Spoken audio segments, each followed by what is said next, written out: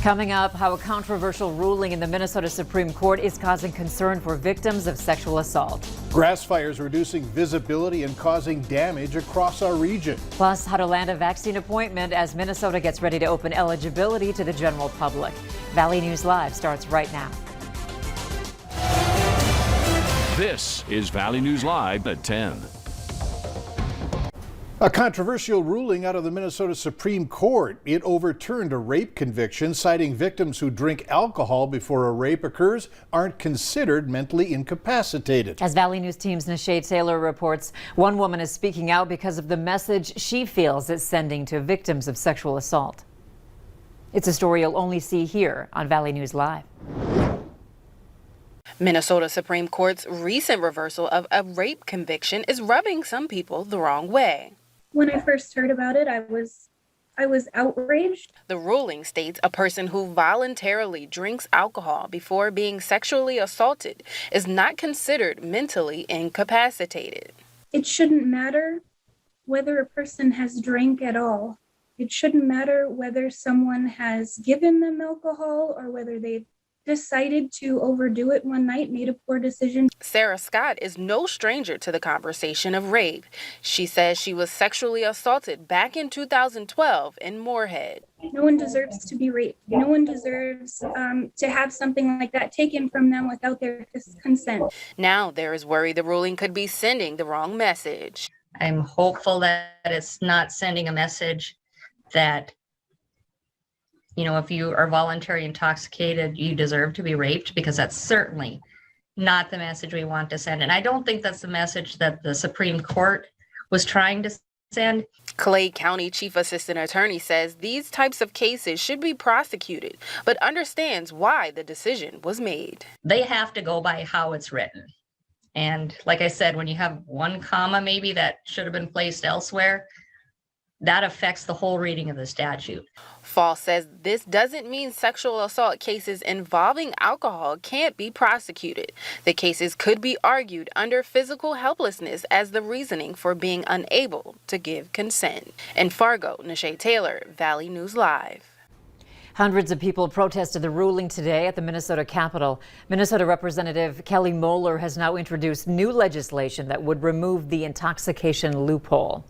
If you want to report a problem in your community, call our whistleblower hotline. It's available 24 hours a day, 7 days a week.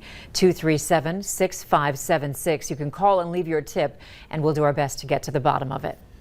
Between the drought and the wind, it can be a race against the clock to battle flames on days like today. We've had multiple fires break out across the area all day. Valley News Team's Aaron Walling breaks down what's happening. After a hot and windy day, multiple fires broke out across North Dakota and Minnesota. In Harwood, it took 5 fire crews to put out the blaze when a workshop caught on fire. According to West Fargo Rural Fire Chief Stephen Barron, it was caused by a small leak of oil onto the hot exhaust of a lawnmower. Even though the fire was contained to the workshop, the high winds did not help the situation. Windy conditions tend to fuel the fire a lot more than you'd want it to. You cut any extra openings you have, it adds extra air oxygen into the fire, which makes it harder to find the seat of the fire to put it out, depending on the contents of the building also. Over in Polk County, Highway 2 was closed multiple times as crews battled a grass fire. They tried to reopen it late this afternoon, only to close it again after 20 minutes, as the smoke significantly impaired drivers' visibility.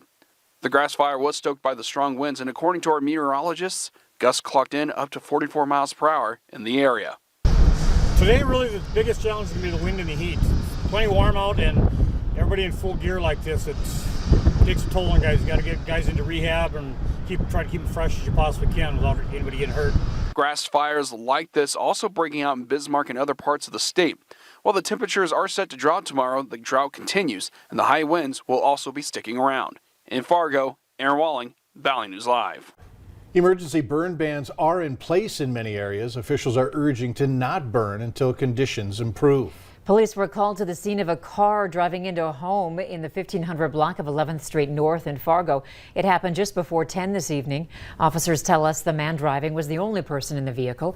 He was taken to a hospital for non-life-threatening injuries. We're told he is under investigation for driving under the influence. Wind was also a factor tonight in a rollover crash. It happened north of Harwood. Investigators say the FedEx vehicle was driven by a 25-year-old woman. It was heading southbound when the strong winds sent it rolling off the road into a ditch. That driver was taken to a hospital, but we're told was expected to be okay. And a portion of 9th Street East, just south of Main in West Fargo, is back open. Xcel Energy crews were called in to work on some arcing wires in that area. The intersection was closed for about an hour. That wind isn't seeming to let up anytime soon. Let's head over to Summer now for the latest on conditions. Summer? Yeah, it was definitely a very windy day. I was just reading the chat from the National Weather Service that red flag warning has been canceled because our relative humidities are increasing. So there's a little bit of more moisture in the air, but that doesn't mean that we're not windy anymore. A wind advisory continues tonight for these counties shaded in the light brown areas right through the Central Valley and our western Minnesota counties. And a high wind warning continues for much of North Dakota, including the Devil's Lake Basin down through Jamestown, until tomorrow morning at 7 a.m.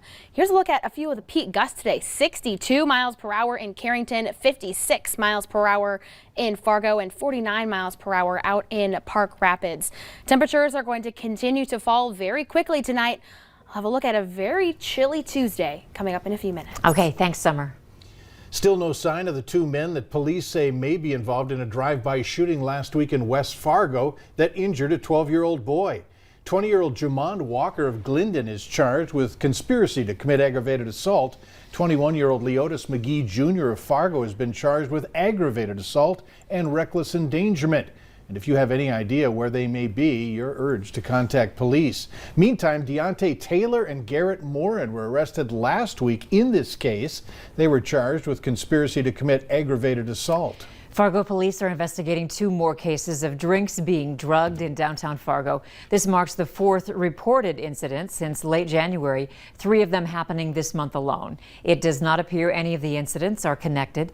Valley News Live is not naming any of the bars involved, as both police and the victims say this could happen anywhere.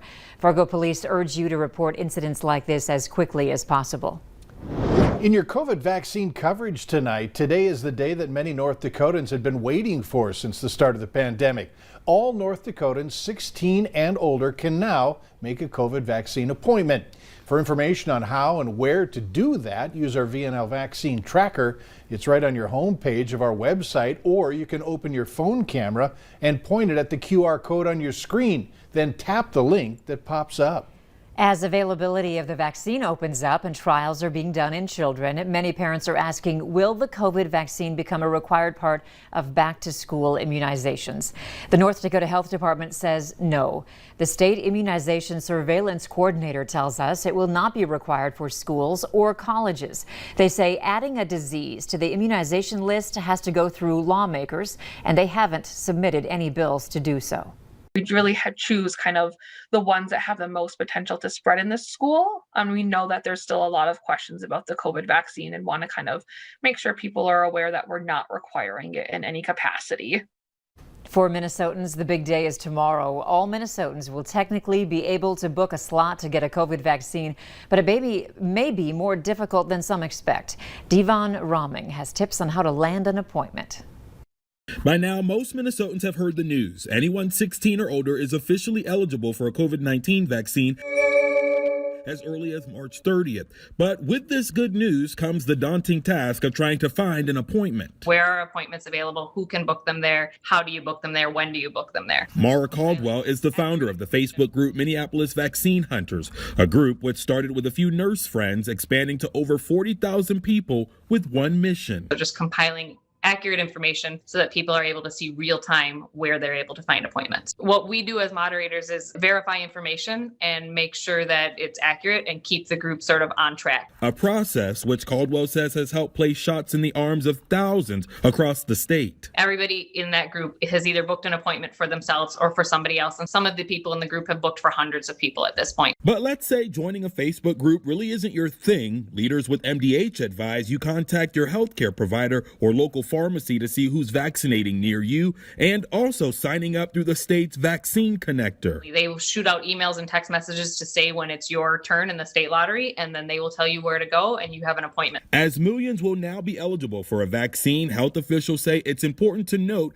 there's a difference between being eligible and your place in line, as those deemed high risk will still be priority. Being eligible on Tuesday doesn't mean you're necessarily going to be getting your vaccine in these next few days, but we're all in line. A line that will soon enough be well worth the wait. I think anyone who wants to be vaccinated, honestly, I think within a month, anyone who's looking will have had an appointment or be able to have the knowledge to book one for themselves. President Biden made a new pledge on the coronavirus today, saying vaccine eligibility will expand to include 90% of adults within the next 3 weeks. That is a week earlier than his intended goal of May 1st. Day one of what was expected to be one of the biggest trials in decades is completed. We'll have a recap of the events.